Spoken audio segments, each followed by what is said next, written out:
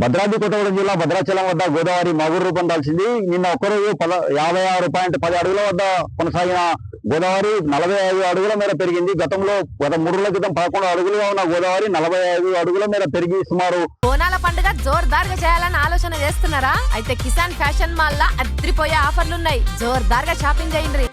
56.10 అడుగుల వద్ద మూడో ప్రమాద హెచ్చరికను దాటి ప్రవహించింది.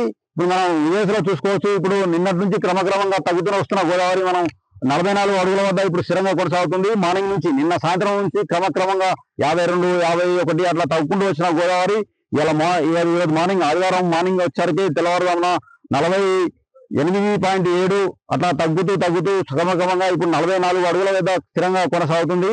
దీంతో నిన్న 56.10 అడుగులు రావడంతో ఇక్కడ ఉన్న స్నానఘట్టాలతో పాటు ఆంజనేయ స్వామి దేవాలయంతో పాటు శ్రీ వల్లీదేవ సమేత సుబ్రహ్మణ్య స్వామి ఆలయం సైతం మునకకు గురైంది. అయితే ఇప్పుడే ఆలయ అర్చకులు ఇక్కడికి వచ్చి ఆలయ అధికారులతో అర్చకులతో పాటు ఇక్కడికి చేరుకొని ఆ బురద వేయడంతో అంతా శుద్ధి చేస్తున్నారు. వాటర్ ఇతరత్ర వాటితో ఆలయాన్ని శుద్ధి చేసి భక్తులకు అందుబాటులో తెచ్చే ప్రయత్నం చేస్తున్నారు. అదేవిధంగా 56.10 అడుగుల వద్ద ప్రవహించిన గోదావరి నిన్న భద్రాచలం చుట్టుపక్కల గ్రామాలను అతలాకుతం చేసింది. అటు చెర్ల దుమ్మగూడెం రహదారితో పాటు జాతీయ రహదారి 30 విజయవాడ జగదల్పూర్ జాతీయ రహదారి 30ని పూర్తిగా జలదిగ్బంధం చేయడంతో అక్కడ వాహన రాకపోకలాన్ని అధికారులు నిలిపివేశారు.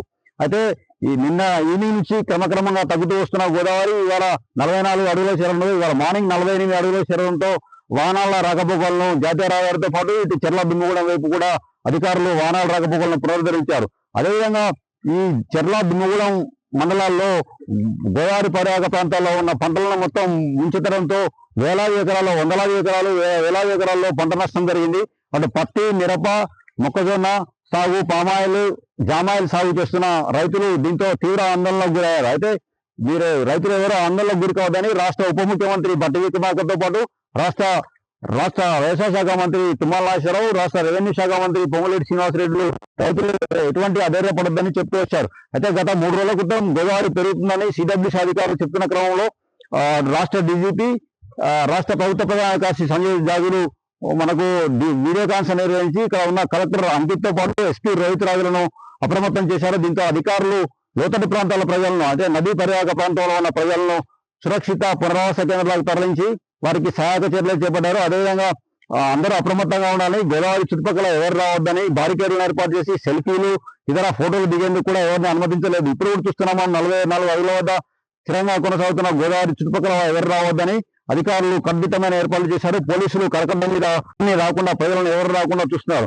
అదేవిధంగా స్లూయిస్ల ద్వారా భద్రాచలం టౌన్ లోకి వస్తున్న ఈ గోదావరి వాటర్ ని స్లూయిస్ల నుంచి అటు వస్తున్న వాటర్ ని బాహుబలి మోటార్ల ద్వారా మళ్ళీ తిరిగి గోదావరిలోకి వెళ్తున్నారు. మనం ఇక్కడ స్లూయిస్ దగ్గర ఉన్నాము. బాహుబలి మోటార్ల ద్వారా స్లూయిస్ నుంచి వచ్చే వాటర్ ని మళ్ళీ గోదావరిలోకి తిరిగి వెళ్తున్నారు.